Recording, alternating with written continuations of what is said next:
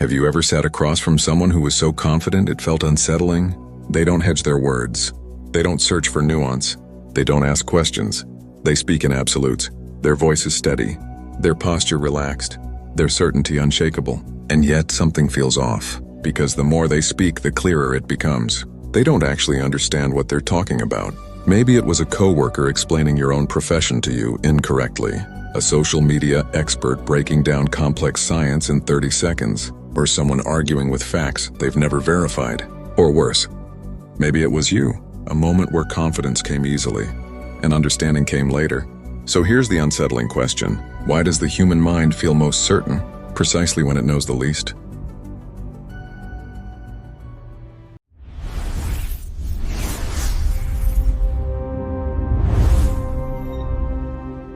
Psychology has a name for this distortion, a cognitive trap so common that nearly everyone falls into it, and so invisible that most people experiencing it are convinced it doesn't apply to them. It's called the Dunning-Kruger Effect, a phenomenon where people with low ability, low knowledge, or low skill dramatically overestimate their competence, while those with genuine expertise often underestimate themselves. It's not just about being wrong, it's about being wrong and not knowing it, and that's where things get dangerous.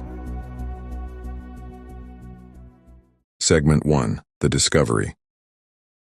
When confidence betrayed intelligence. In the late 1990s, two psychologists at Cornell University, David Dunning and Justin Kruger, weren't trying to uncover a dark truth about human intelligence. They were investigating something simple: how well people can judge their own performance. They designed a series of experiments involving basic cognitive skills: logic, grammar, reasoning, and even humor. Participants completed standardized tests. Then came the crucial question: how well do you think you did? The answers shattered expectations. Those who performed in the bottom quartile, the weakest scorers, consistently believed they had done above average. Some estimated they scored in the top 25%. They weren't guessing. They weren't joking. They were genuinely convinced. Meanwhile, the highest performing participants, those who actually excelled, tended to underestimate their performance. They assumed the test was easy. They believed others must have done just as well. The worse someone performed, the more inflated their self-assessment became. This wasn't random noise, it was systematic and deeply disturbing. Dunning and Kruger had stumbled upon a paradox. The skills needed to perform well are the same skills needed to recognize good performance. If you lack competence, you also lack the ability to detect your incompetence. Ignorance doesn't announce itself. It disguises itself as certainty. This is why the effect feels so unsettling. Because from the inside, low competence doesn't feel like confusion. It feels like clarity. The mind fills gaps in understanding with confidence, not doubt, and confidence to the human brain feels like truth. Segment 2. The Psychological Mechanics. The Dunning-Kruger effect is often mistaken for arrogance, but arrogance implies intention. This isn't intentional. It's automatic. It's structural. It's the brain doing what it evolved to do: protect the self. At the core of this effect is a failure of metacognition, the ability to think about one's own thinking. To evaluate your skill accurately, you need knowledge of the domain, standards of quality, awareness of your own mistakes. But if you're missing those tools, your self-assessment is built on sand. Imagine trying to judge musical talent without understanding pitch, or medical skill without knowing anatomy, or intelligence without knowing what intelligence actually looks like. You don't see the gaps, because you don't know where the gaps should be. There's another layer, a darker one. The human brain is not designed to pursue truth at all costs. It is designed to preserve identity. Your sense of competence is tied to your self-worth. Your confidence is tied to your survival instincts. When evidence threatens that image, the brain doesn't respond rationally. It responds defensively. Psychologists call this ego protection. The mind deploys subtle weapons. That source isn't reliable. They don't really understand the context. I just expressed it badly. I feel like I'm right. Confidence becomes a shield, certainty becomes armor, and doubt becomes an enemy.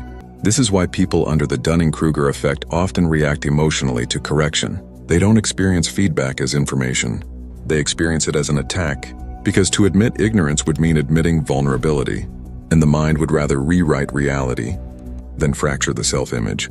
There's a cruel irony here. The people who most need feedback are the least equipped to recognize it as feedback. They confuse disagreement with hostility, correction with disrespect, expertise with arrogance. Meanwhile, genuinely skilled individuals often do the opposite. Because they understand complexity, they see nuance. Because they know the depth of the field, they recognize uncertainty. Knowledge breeds doubt. Ignorance breeds confidence. This is why true experts often say, "I'm not sure." And amateurs say, "I know." The Dunning-Kruger effect isn't a flaw of intelligence. It's a flaw of self-awareness. And that makes it far more dangerous. Because intelligence can be improved, but blind certainty resists change. And once the mind decides it already knows enough, learning stops. Segment 3, the real-world fallout. When overconfidence becomes dangerous, the Dunning-Kruger effect doesn't stay locked inside laboratories. It leaks into systems, into institutions, into moments where confidence isn't just persuasive but lethal. In aviation psychology, investigators have long noticed a disturbing pattern. Some of the deadliest human error accidents weren't caused by panic or lack of training, but by pilots who were certain their judgment was correct, even as warning alarms screamed otherwise. Procedures were ignored. Instruments were overridden. Instinct replaced protocol. Confidence silenced correction. In medicine, misdiagnosis often isn't born from ignorance alone, but from certainty. Doctors who lock onto an early conclusion sometimes dismiss contradictory symptoms. They don't seek second opinions. They don't re-examine assumptions. Not because they don't care, but because their internal gauge tells them, "I know what this is." In corporate collapses, the pattern repeats. Executives ignore analysts, dismiss internal warnings, double down on failing strategies. Because once competence is overestimated, doubt becomes a threat, not a guide. And then there's the digital world. The internet has become the perfect breeding ground for the Dunning-Kruger effect. Here, confidence travels faster than accuracy.